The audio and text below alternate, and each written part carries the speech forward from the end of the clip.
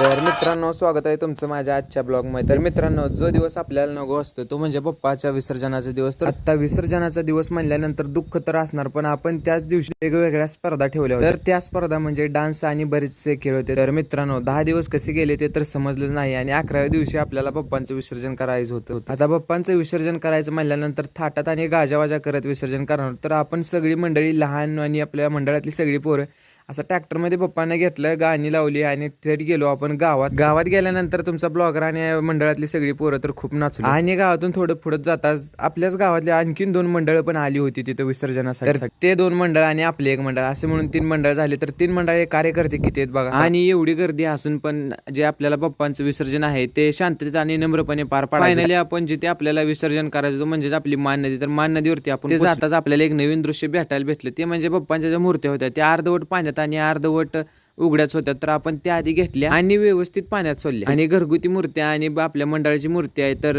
त्या मूर्त्या पण आपण ट्रॅक्टर मधून खाली घेतल्या. मूर्ती खाली घेतल्या आणि बाप्पांच्या विसर्जनाच्या अगोदरची जी शेवटची आरती असते ती आरती आपण सुरुवात केली लगेच. आणि बाप्पांचं विसर्जन आहे ते आपण नम्रपणे पार पाडलं. गणपती बाप्पा मोरया, पुढल्या वर्षी लवकर या.